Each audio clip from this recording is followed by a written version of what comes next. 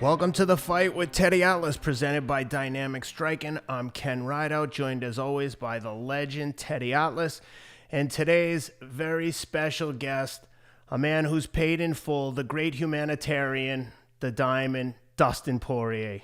Friend of the show, Dustin Poirier. My man, How you doing, champ? good, good.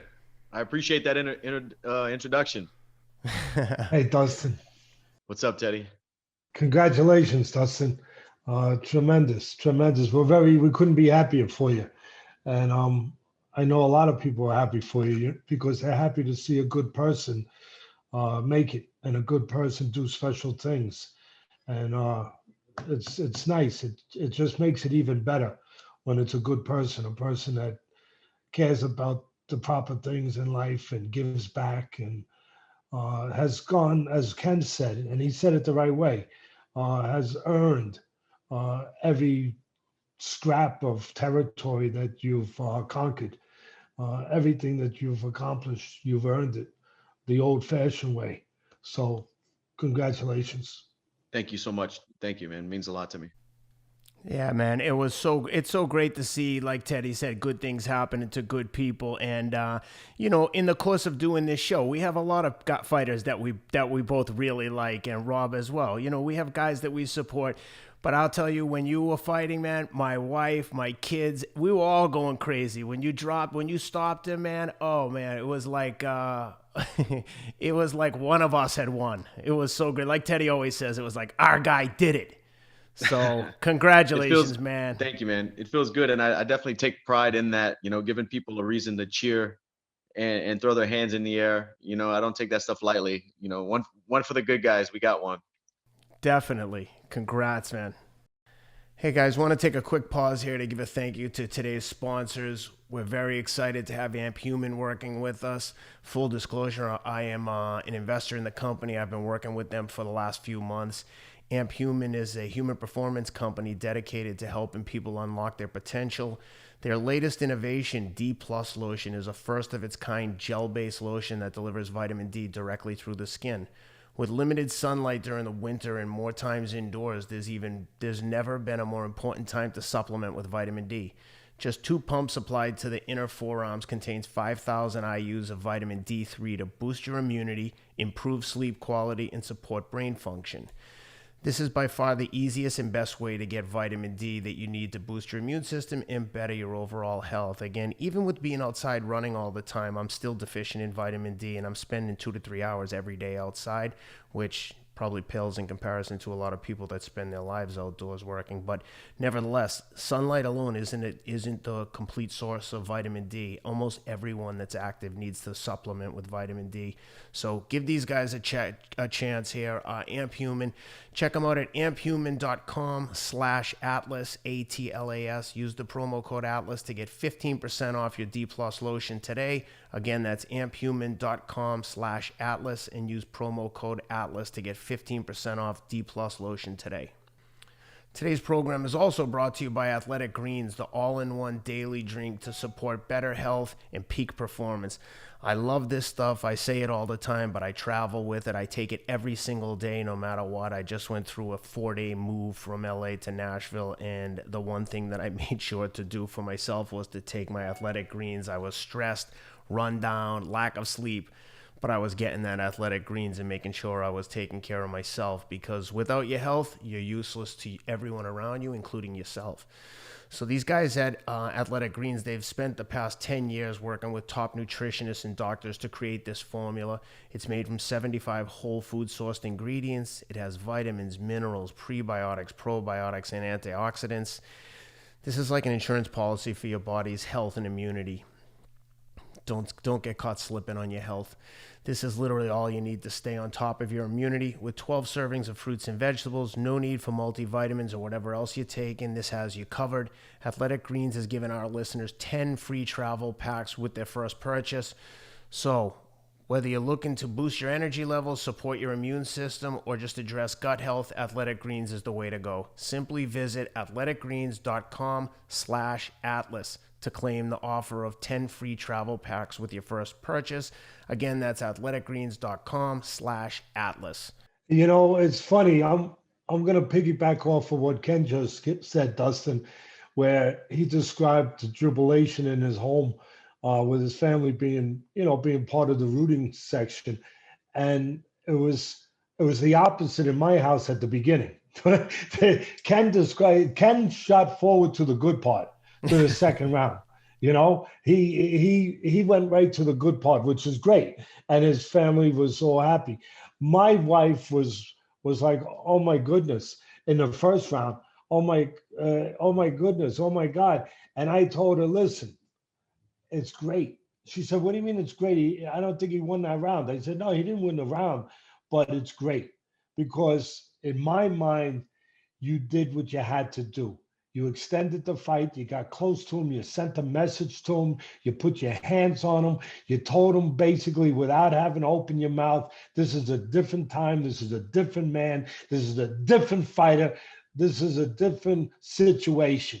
And I told my wife, it's kind of hard to learn to learn all the things that you want to teach to your wife in the minute of in a couple minutes of emotional moments and chaos that's going on inside an octagon. But she said, "You sure it's okay?" I said, "Yeah, it's okay." For me, the most important thing was to extend the fight to give yourself something. I'm not even going to use the words to survive. It wasn't about that. To me, it was about giving yourself something to stand on, to build on Right. from that point on.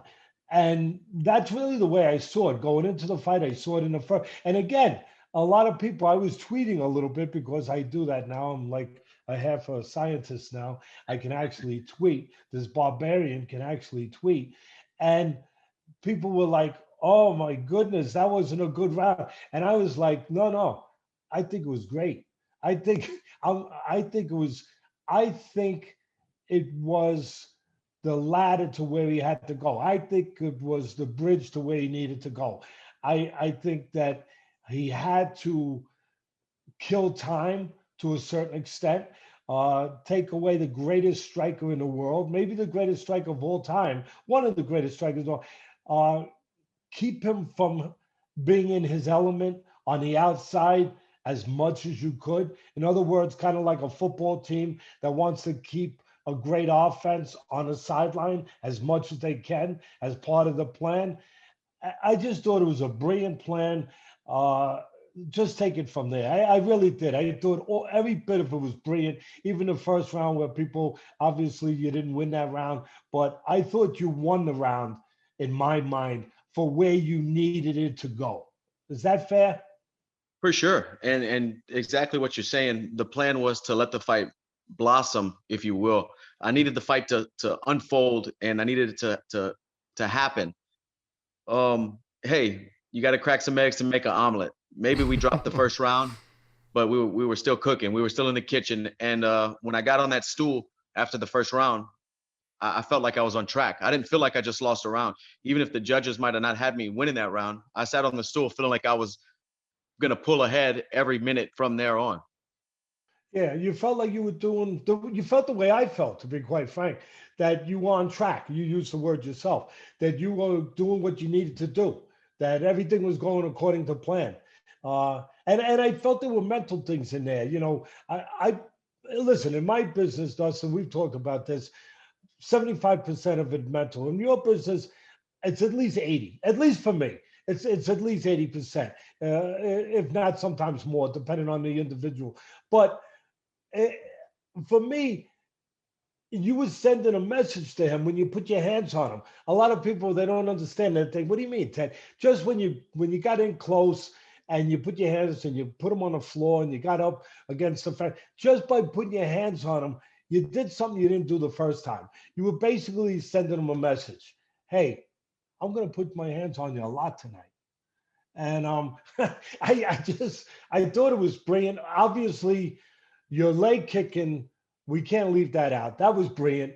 When did you and your coach come up with that part of the plan? Because if you're fighting the greatest striker of all time, or as I said, one of the greatest strikers, it's kind of hard to strike if you have no legs. So when did you come up with that? Because that was brilliant. It came together during training camp. We started exploring it and working it in sparring rounds, and then in drill sessions, we would just rep it, man. We would do it thousands of times, low kicks from different angles, countering low kicks off of him being too heavy on his cross and being off balance. We knew that taking away one of his wheels on a guy like Conor, who uses that in and out movement to disrupt your timing and to counter punch. He's one of the best counter punchers that mixed martial arts has ever seen.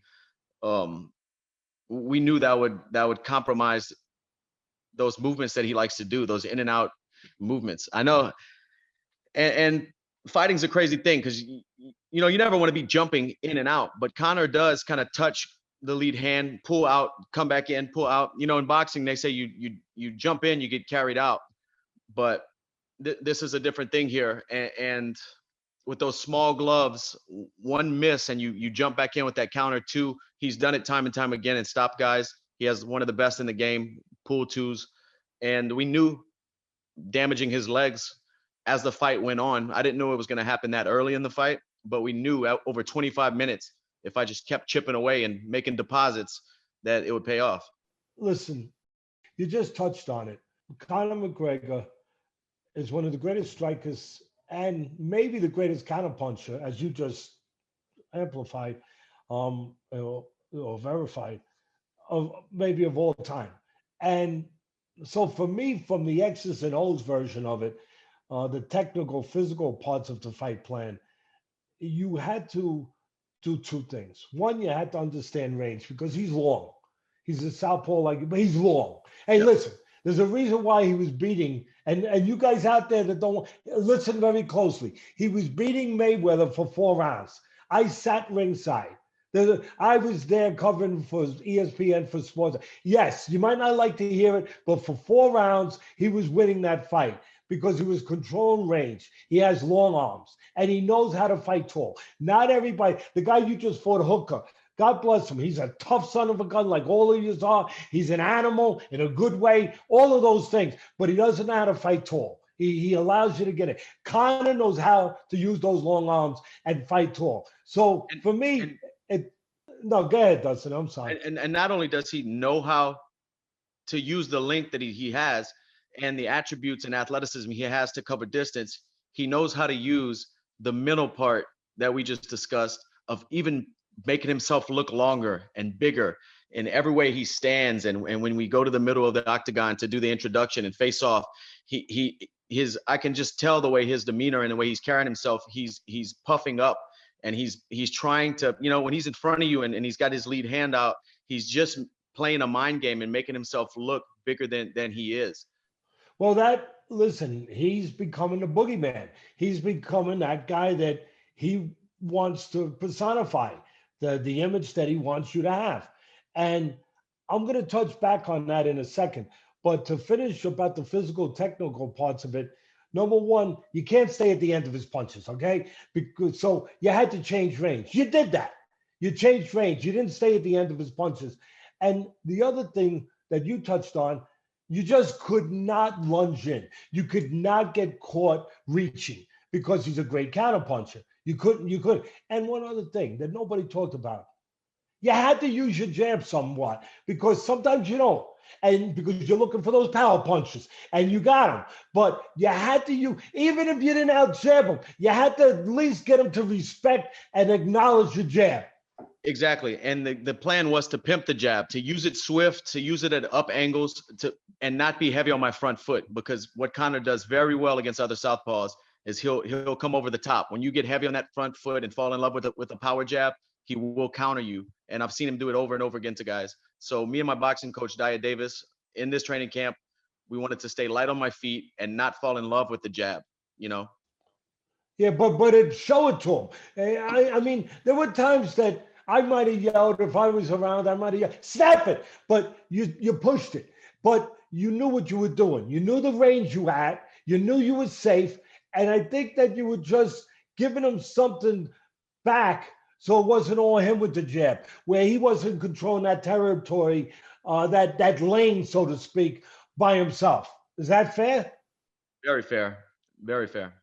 Regarding the leg kicks, Dustin, I think it was it Jim Miller who you fought who did the same thing to you a while back? Yep, in New York, at the Barclays Center. And tore your leg up, right? So Yeah. for we're getting a bigger MMA audience lately, but for guys who are just boxing fans, like how bad does that hurt when someone's constantly kicking you in the back of the calf? I can imagine how much it hurts, but I'm curious from someone who's been on the giving end, receiving end, talk to me about the damage that does and what it does to your mind. I've had 40 something mixed martial arts fights, and I've never felt, everything's kind of numbed during the fight. Of course, you leave the octagon and reality sets in, adrenaline starts wearing off, and you feel a lot of pain in all over your body after some of these fights. But I've never felt more pain during the act of fighting than when my leg got kicked by Jim Miller over and over again that night in New York.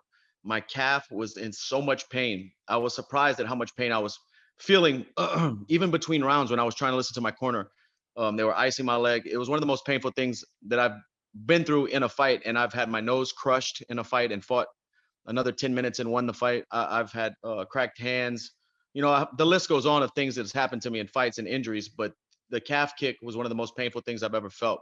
So I knew he was feeling it. Oh, yeah, you could see the way he was limping afterwards. He couldn't even posture and pretend that he wasn't. It looked like he had a broken leg.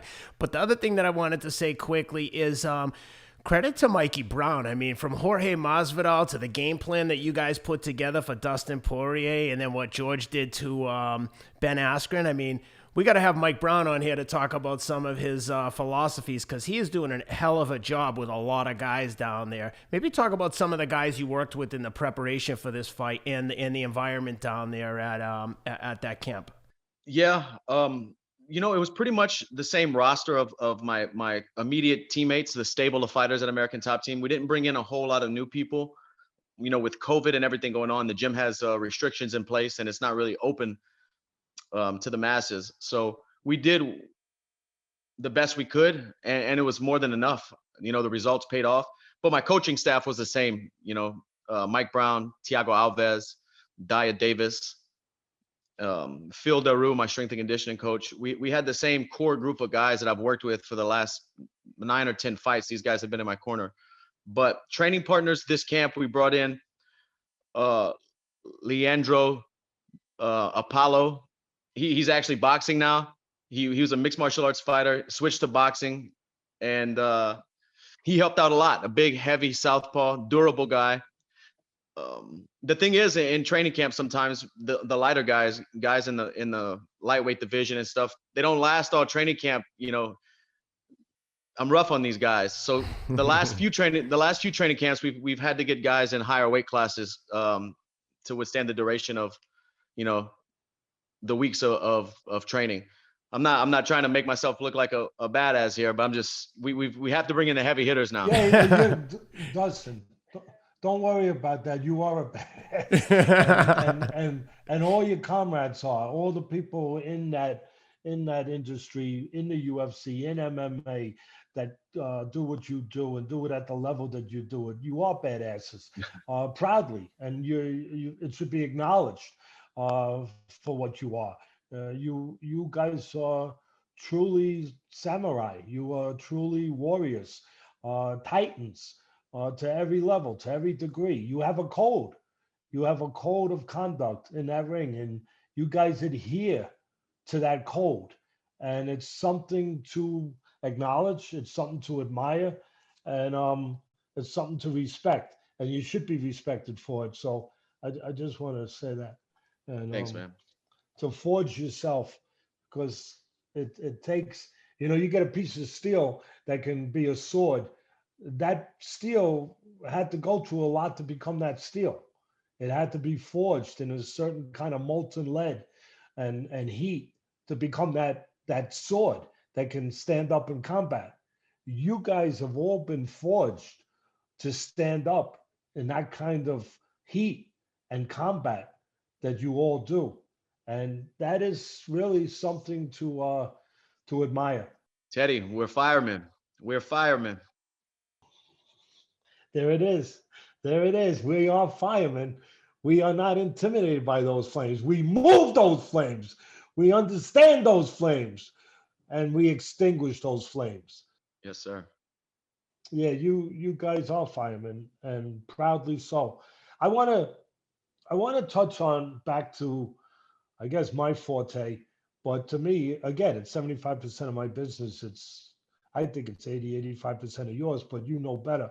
But I want to, something that you said a few moments ago, when you said that part of Connor's, persona, part of what he works at, it's not accidental, and he earned it, is to look bigger than life, to look larger, to be the boogeyman, to be this guy, to get in here. And if he can get in here, well, he's already won the fight. And I that's where for me you were different. The first time 6, 7 years ago, I don't know exactly what the calendar was, but for me, you were not who you are now. I mean, you weren't as mature. You didn't have to experience the seasoning, all those things. And for me, you were more susceptible to that boogeyman than you would be now, because now you had been forged in the fire. Now you knew. Forget about the technical stuff you learned, or you might not even learned anymore. You might have had the same amount of knowledge then as you do now, but the way you used it the way you use it under the gun, the way you use it in the environment that you had to use it, you you now were a person that didn't get overcome by all the noise, that got rid of a lot of furniture in the room that you didn't need, and a lot of furniture that got in the way of doing what you did a couple of weeks ago, that got in the way of doing that the first time, where you were just more involved in things you couldn't be involved in, more taken by things you can't be taken by from a mental standpoint. And for me, that's why I was telling the people on our podcast, it's going to be a different result. This is a different person. Not that you're going to see any that much different technically, maybe, but it's a different person. He's going to be in control of things that he wasn't in control of the first time, starting with himself, quite frankly. Most importantly, yeah. Starting with himself, most importantly. Can you take us down that road? And I think it's a very important thing for people to understand in life as well as in the combat world, that sometimes things are controlling you that shouldn't be controlling you. And you can never be successful at the level that you want to be until you are in control of all those things, including yourself or starting with yourself. Right. Yeah, this one, you're right about that. This one, the whole lead up, the press conferences, everything. I remember before, and during those moments, I just felt like his aura just was taking over the room everywhere we went. And when we got into the octagon that night 6, 7 years ago, I felt that aura. It didn't seem like I was fighting another man. I was fighting a myth, a legend. It was crazy. I felt like I was in there to slay a dragon. I felt like I was facing Goliath, and I felt like I had a slingshot. This time I felt like I was facing another man. The aura wasn't there, and I don't think that's anything to do with Connor. I think that's to do with me, to realizing that these guys bleed just like me, and having confidence in my abilities, and just years of making things happen and understanding that I am one of the best in the world. That aura that he carries just bounced off of me. I didn't let that enter my soul. I didn't let it enter my mind. I felt like it was just another opponent, maybe the biggest, most famous opponent, but it was just another guy. In other words, this time it was a fight. It was a fight. The first time it wasn't. You just you what it was you were deterred. It was a battle of all the other things. But this time it was only about the fight. And you could actually go and just fight. In other words, you were free. You were free of things that without being free of them, you just cannot do things at that level. And in the other one, I was thinking about after the fight, what happens if I lose to this guy? What if this guy does the things he says he's going to do? He's going to knock me out in 60 seconds or whatever he's saying he's going to do. This one, I didn't think about anything past the fight. All I was thinking about was 25 minutes. and whatever I had to do to be my best and make the right decisions and be in the moment, those 25 minutes. There was no tomorrow. On fight night, there was no tomorrow. It was only the next steps ahead of me walking to the cage, me getting in there and fighting, the next bell sounding. There was no tomorrow. And I think, I don't know what mindset or when I made the switch, but if I can keep that going every fight from here on out, it's going to be amazing. But that is maturity. That is growing. That is finding yourself. That is getting there. You're there. Right. But it took getting there.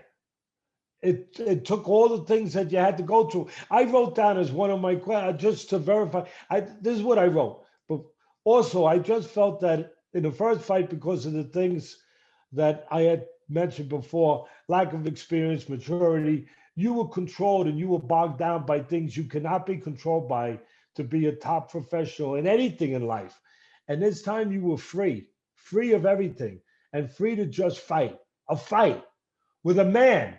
Not a world, not a universe, just a man. And I think that that's a lesson for all of us. That sometimes we're taking on too much here. Yeah.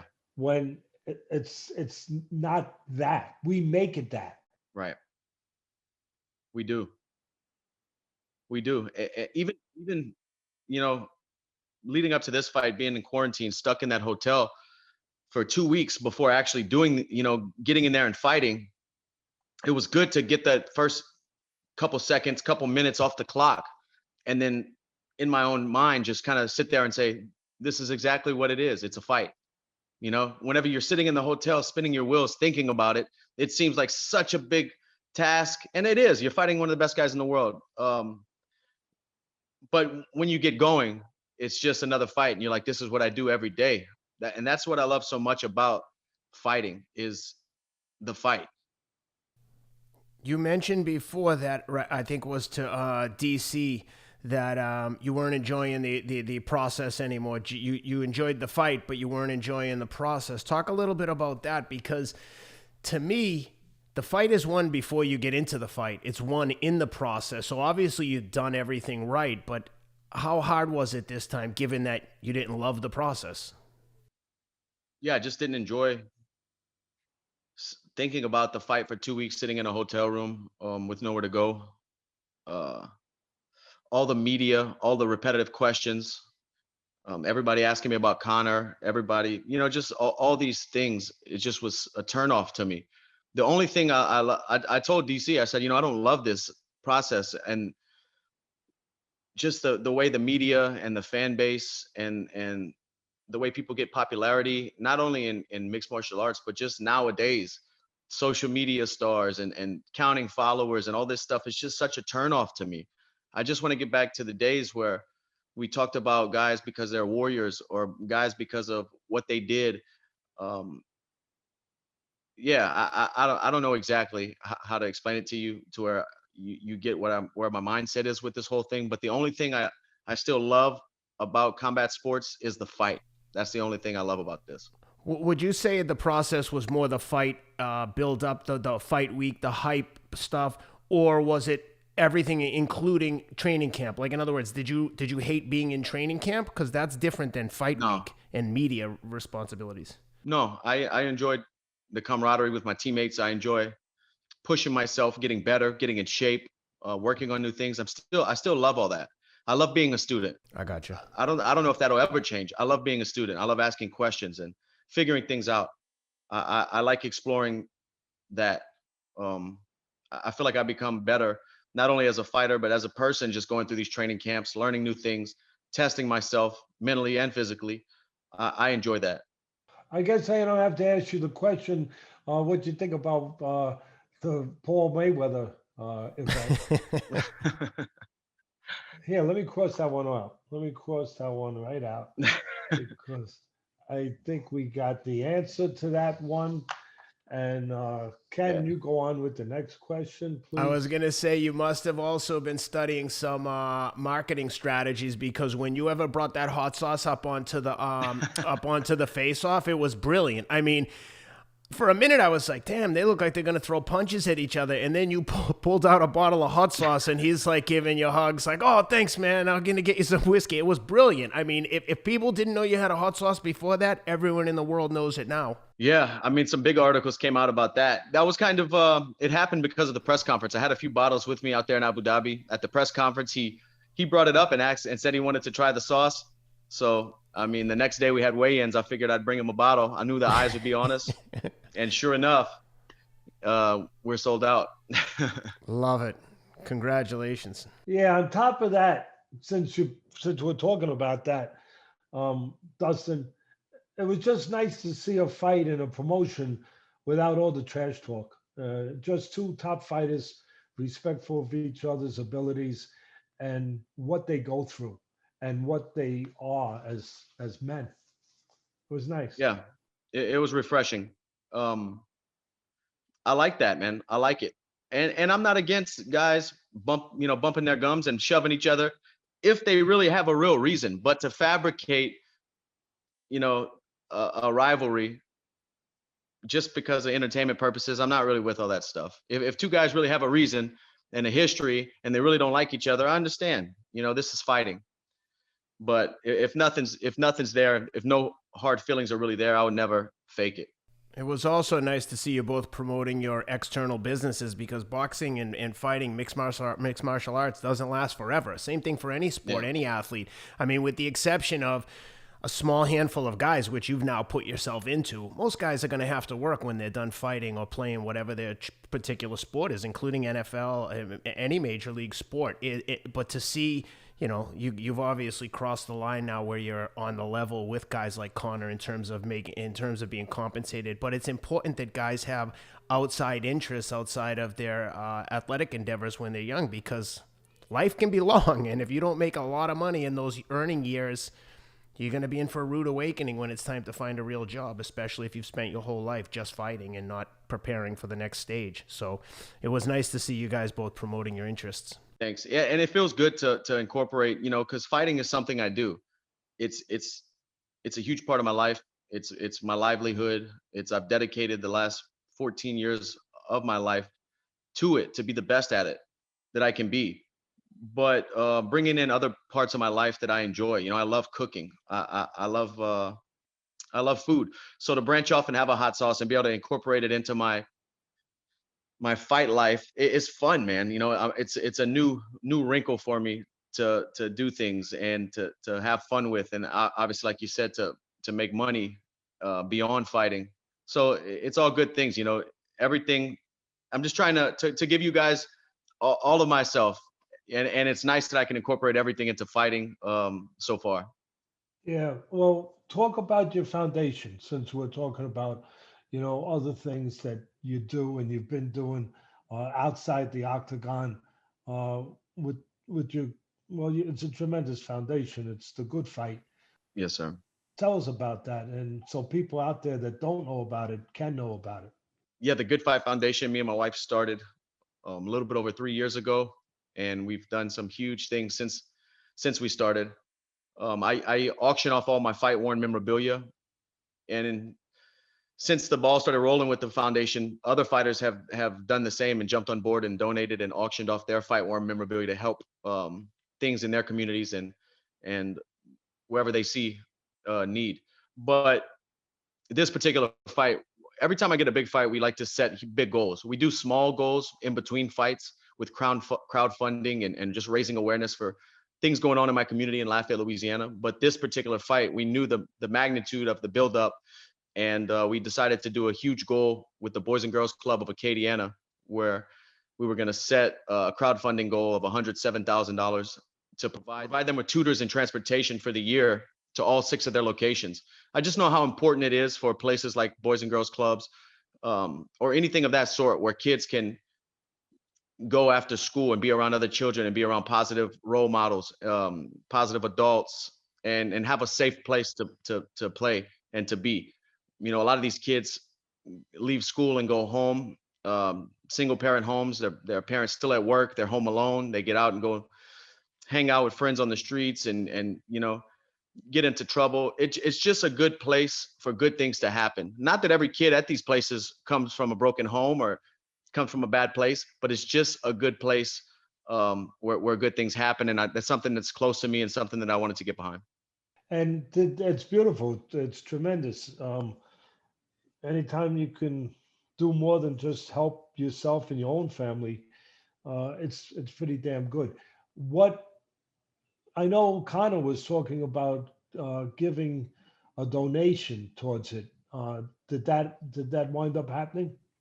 So his team did reach out during fight week um, to give us a big donation.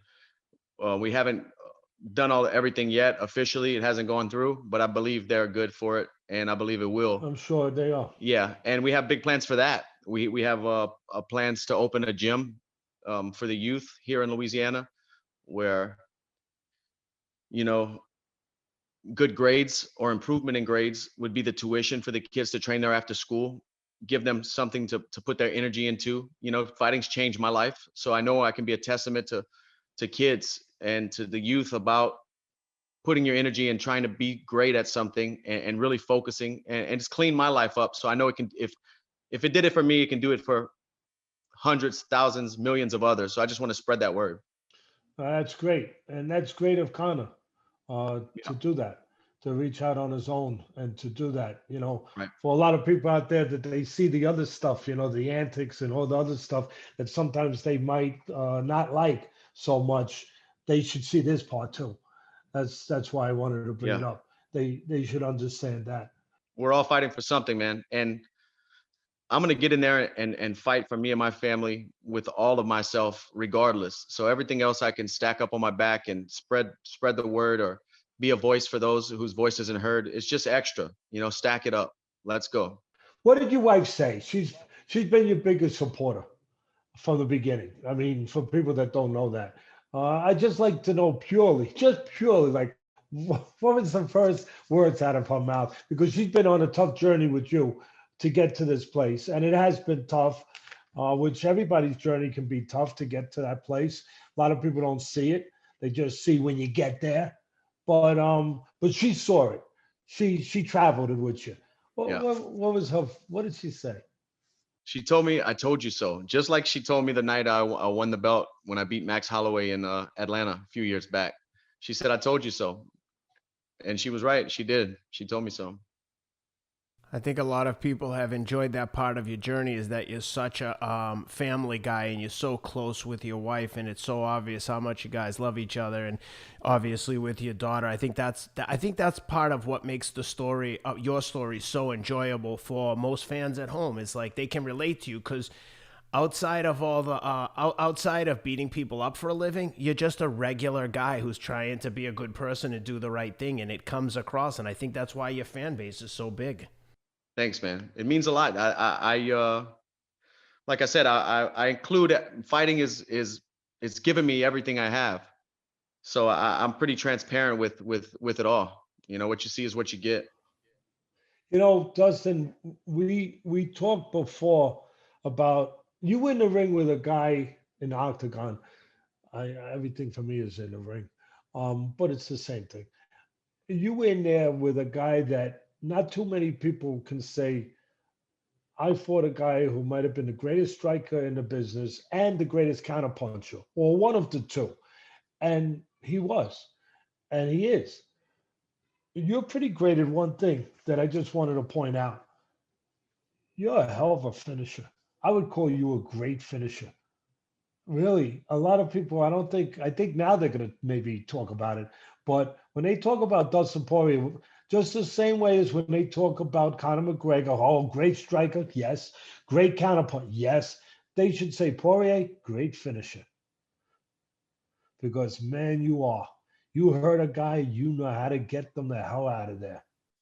Thanks. Yeah. And sometimes I get myself in trouble doing so. My coaches, like Mike Brown, tells me, he's always worried about that crazy man coming out. When I see a guy hurt, the crazy man comes out. Technique goes out the window, and it's just all I see is blood. I'm that's it. I would argue with you on this one. I would argue with you. You want to You were a smart, crazy man. you, you, you was. As the years have progressed, the method to the madness has got a little bit cleaner in the finishing moments, but yeah, still dangerous. I say to my fighters when we have a big, you get to a big fight, say you're going to be a monster. And a lot of people say, Teddy Atlas, what? I thought it would be more about this, about the, distance, control, the feints, coming to knock on the front door, coming to the side door. And I say, yeah, we did that already. But now you're going to take it all and you're going to be a monster, but a smart monster, a smart monster. And you were a monster, but you were a smart monster when you hurt him. I mean, even when he covered up, you were hitting him behind the ears. I mean, like you were directing the punches exactly where you knew there was a calm in that storm. It wasn't all winds and turbulence. There was a calm in that storm. And I recognize, I just want to tell you that. Thanks, man. Coming from you means a lot. No doubt about it. Boy, it really was. I said on the podcast, I said the greatest finishers in the history of boxing for me are Jack Dempsey, Joe Louis. Joe Louis, oh my God, he hurt you, it was over. And Mike Tyson, he was a great, great finisher. And I said Dustin Poirier, for me, in that particular sport, he's one of the great finishers. Thank you, just man. like those guys. Just like those guys. We were talking earlier about the X's and O's, where for me it was understand distance, don't get caught. Do's and don'ts. Don't get caught at the end of his punches, change distance or do something. Let your jab, show him a jab. Give him something where he's just not in control completely. Because once he's controlling you with the jab, he's controlling range, he's setting up counters. He's putting you where he wants to. So at least show him a jab. But the other thing was don't lunge. Make sure you don't lunge. Don't get, walk into a counter punch. But I had made a note to myself. I said, counter punch the counter puncher. And I'll be damned. Because I just thought that there'd be an opportunity that if you were disciplined enough, that you get him to bite. That even with your jab, it would make it where he couldn't completely. Now he had to bite, and he might come a little closer than he necessarily would normally. And when he come a little closer, you have to pull the trap. You have to pull the trigger on the trap, and you have to counterpunch the counterpuncher. My God, I mean that was the beginning of the end with that left hand. That was the beginning of the end. He got a little too close, and bang. You counterpunch the counterpuncher. That doesn't happen to a great counterpuncher too often. Can you walk us through that? I felt like in the fight, I started finding my timing for my right hook. I felt like he was falling in love with his power and being a little bit heavy and off balance. And every time I threw my check hook or when I threw my lead hand, he was there to be hit. And you're right. I don't know if it was the confidence building up, but the range was a little bit closer than I thought he was going to fight me in, so that right hook was there often. And then I think the leg kicks started taking away some of his timing. And when I hit him with that right hand that finally hurt him, he threw a punch, I think an uppercut that barely missed me, and he was out of position. And I just counterpunched him right there in the moment. Didn't really think about it. It was one of those things where it happens. And from repetition, I guess, years and years of doing it and training, the opportunity was there, and I capitalized on it, man. Hit him with a good shot, and that was the beginning of the end for him when he threw that off-balance punch. Yeah, and like I said, you knew what to do then. You want to let him recover. Yeah, that certainly is. I got one question for you that a bunch of people have asked me. A serious question now. When you had him hurt, how strongly were you considering jumping a guillotine on him? Tell the truth. When I first took him, I didn't think about it then. I was in kill mode. When I first took him down in the first round and he kind of scooted his back up to the fence and started getting up, dude, I thought it was time. I could see it and feel it in my mind that I was going to guillotine this guy. I'm just teasing you, right? I was thinking, you got this guy hurt, not joking, you're punching the ground. Oh, man. Yeah, Dustin, talking about feeling, how you were feeling. You just, I'm again, I'm gonna run off of that. Uh, I know sometimes, especially in big moments, great fighters in big moments, and it's gonna sound a little mysterious or a little mystical to some people that don't quite understand. Obviously, this what goes into this environment, but sometimes you have a vision. It could be it could be the night before, it could be the morning of, it could be the week of, but you just kind of like have it's all part, put it whatever way you want to put it. Part of the confidence, part of the mind being right, everything, coming into play, the perfect storm coming together for you at the moment, nature taking care of things to have you prepared, whatever you want to call it. But I know that sometimes these fighters in these great moments, they actually visualize what's going to happen. They have a feeling, a vision of that. Did anything like that? Didn't who was it? Robinson had a dream that he killed his opponent. Was it? Yeah, Am I Sugar right? Ray Robinson, maybe the greatest fighter boxer of all time. Right. He didn't want to go out there and fight that night because he had a dream that he killed the guy, and I believe it ended up happening. Yeah, it did. It Right. did. Right. I don't. When I visualize, Not something negative necessarily, but just how you're gonna how the fight's gonna unfold. Like, right. No, uh, and uh, I didn't try to turn that into a negative. I just thought about that yeah, immediately when you said yeah. No, I know visualizing and you did. right. When I lay down at night in training camp and even fight week and visualize, I never get into detailed moments where I think like I'm gonna knock him out with the right hook or I'm gonna get him with this submission. I just visualize me in the moment, like breathing in that air with the lights on me and getting my hand raised. That's pretty much what I try to keep it. Just victory. I try to visualize victory and being in the moment because I know when I'm in the moment under those lights, feeling that way that I perform my best and win, lose, or draw, whatever's going to happen, as long as I perform my best, I can leave, go to the locker room, and look myself in the mirror and not be upset. Do you ever have a moment where, even if you push it away, and I know I have moments my fighters have where you sometimes you're afraid of it, you push it away, you don't want to lock yourself into that. You're superstitious, whatever. Like you said, you might not want to be thinking about just one thing because you don't want to get locked into looking for one shot. So you want to be doing all the things that you're trained to do. But you ever have a moment where something just comes to you, a flash, just something where you feel, hey, that that that feels good. There's a good feeling here. There's a good say. I'll get right to one of the things I was just thinking offhand. When you came in last in my business in boxing, and I think it's the same in MMA, UFC, the champion always comes in last into the ring.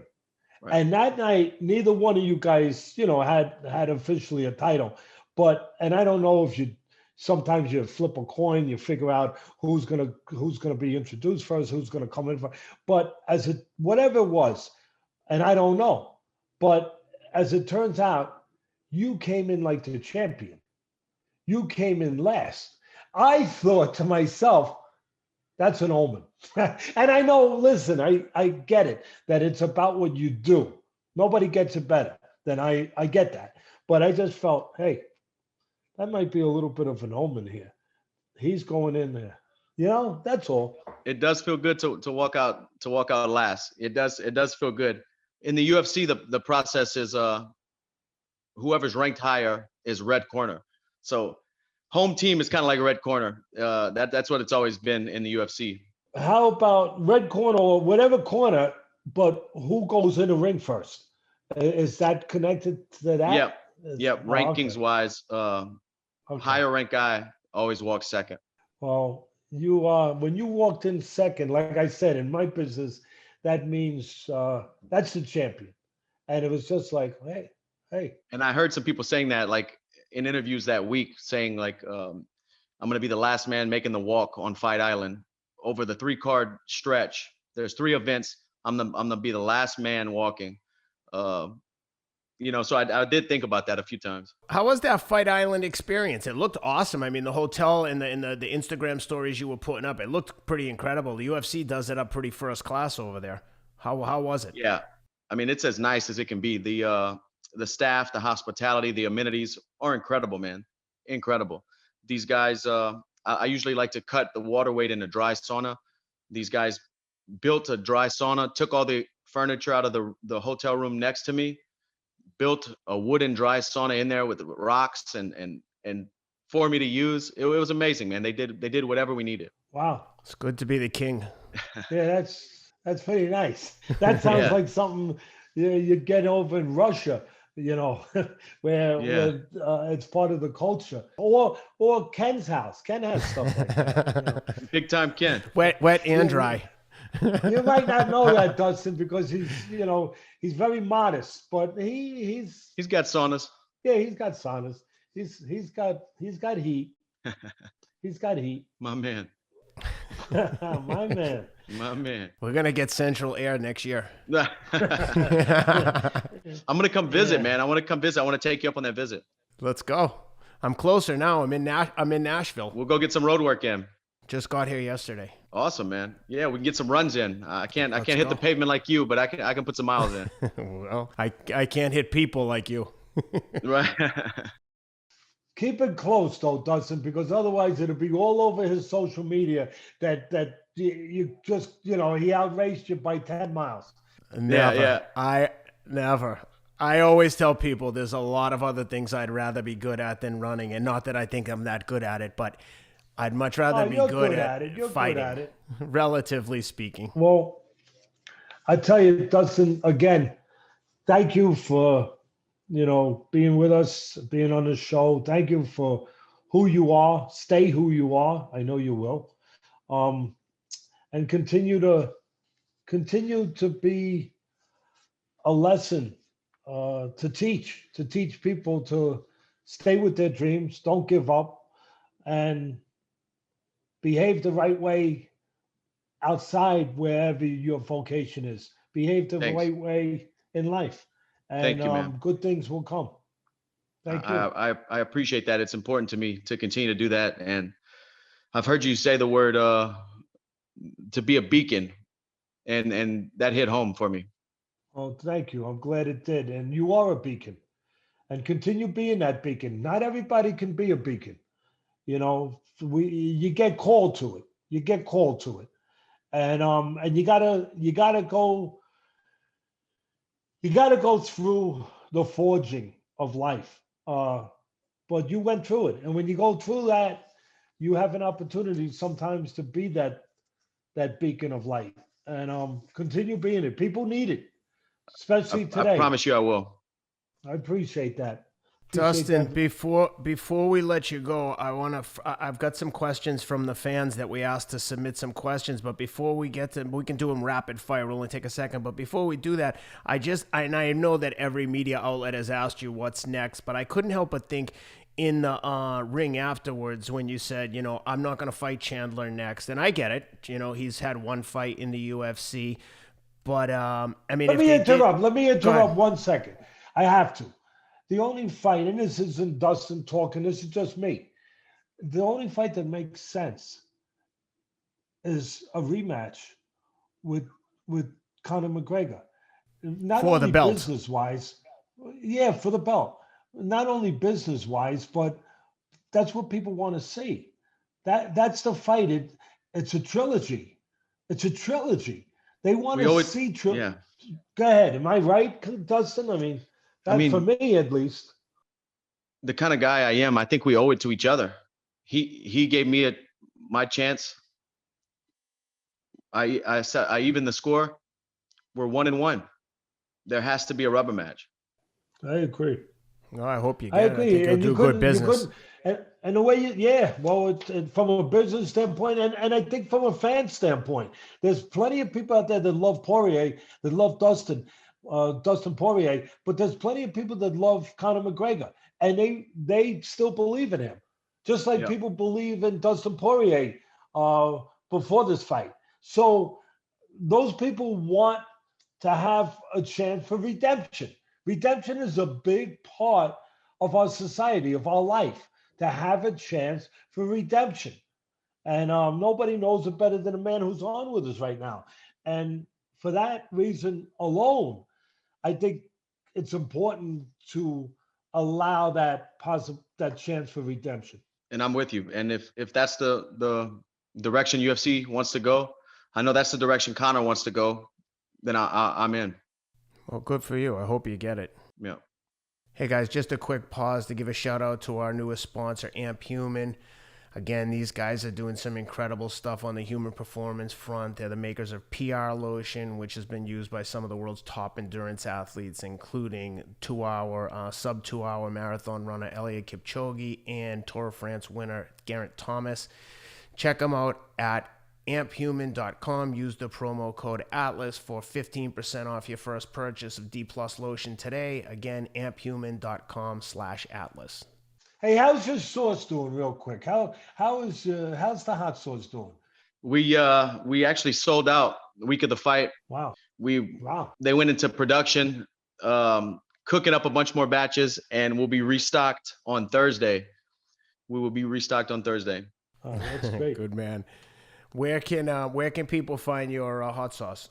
They can get it at heatness.com, or they can go to my website. I have a link there at diamondpoirier.com. I have links and all the info to the foundation, my hot sauce, everything there. Got it. Let me hit you with these questions real quick from social media. Rapid fire. Let's go.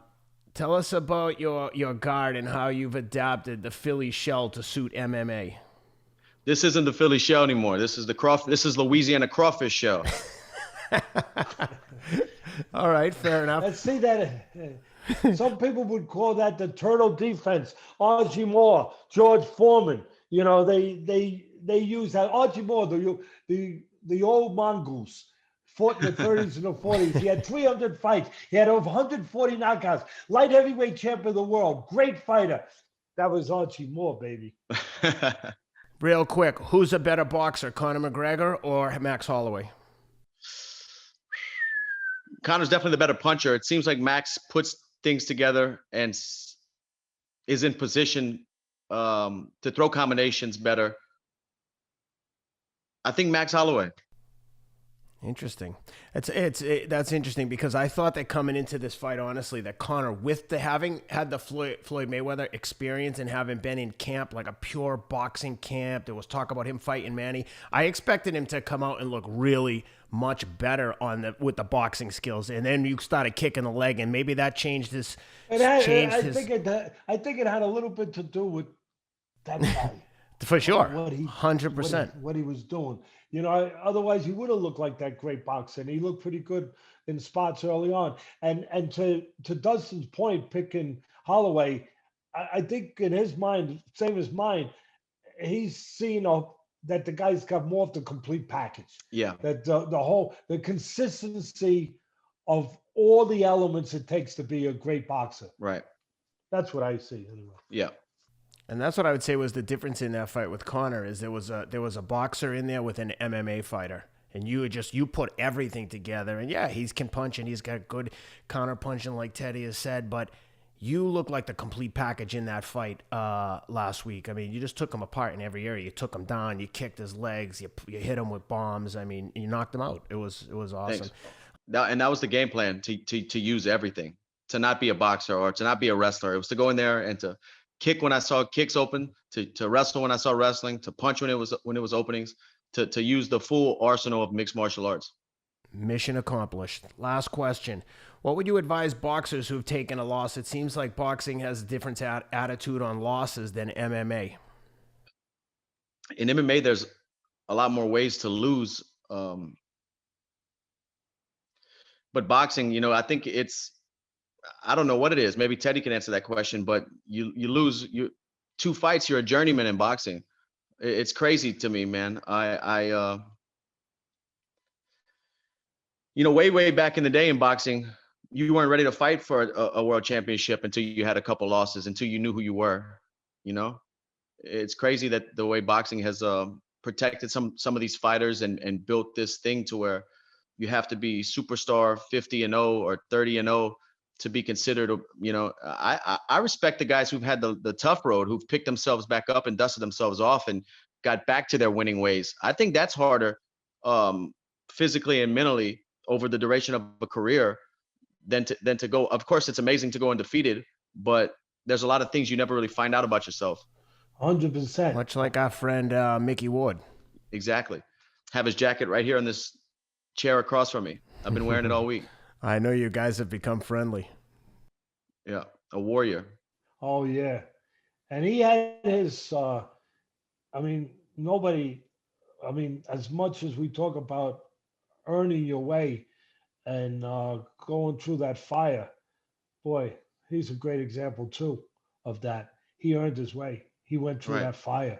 My goodness, and he had a special signature punch too. Yeah. And he had the delivery system, Dustin. He'd touch you here, pop, and then he'd go down there. Just get your arm. All you needed was this. That's all. Just that. Pop, pop, and he had you. And beautiful. Yeah, it really was. It really. A lot of people miss out on that because they just see the warrior, the guy, the blood and guts.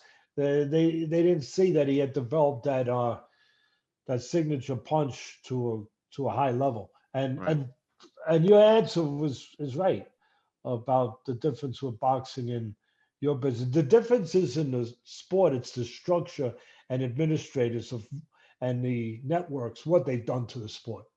That's the difference. They've gotten it to what you said, where in boxing, it's a death sentence if you get a loss. They want to have that glossy record. Now, the truth is, they're hurting the fighters. Because you know how many fighters, for everyone that you see with that great record, there's another one who had an undefeated record, and he didn't get the fight, the tough fight he needed before he got to the next point, and you never saw him again. He went into oblivion. He lost, and he went down that hill, and he disappeared because he didn't get the fight to develop him that he needed to find out about himself as a fighter, to answer those questions as a fighter. He didn't get. You guys get those fights. You guys get those questions answered. It's not about just wins or losses. It's about who you are. It's about who you became. Exactly. And it sucks because on the entertainment side of it, by boxing doing that, there's beauty in the struggle. They're losing opportunities to show these guys growth and to show these guys overcome things and get back to a position of being victorious or a position of being in a title fight or whatever it may be. But there's beauty in that, 100%. Man, picking yourself up. You have to lose to win sometimes. And who can speak on that better than what you went through? I mean, part of your victory was your defeat. Exactly. That was part of your victory on that night. Yes, sir. What you went through, what you learned about yourself after that defeat. Exactly. And what you were willing to learn and see. Standing across from Conor last Saturday night, I knew who I was because I had been introduced to myself over and over again in failures in the past. And that's what made me prepared for that night. So 100%. There it is. Well, Dustin, that's everything we have for you until your next victory, and we'll ask to talk to you again. You're becoming a regular here. We might make you the third member of our on-air team. I'll do the help with the MMA breakdowns. Yes. Oh, that would be great. Special guest analysis. It's always a pleasure, man. It's our pleasure. Thank you, Dustin. Thank you, Dustin. Thanks. All right, guys. Thanks for being with us. Thank you, Dustin. We'll be in touch. My pleasure, man. Thank you, guys. Have a great day.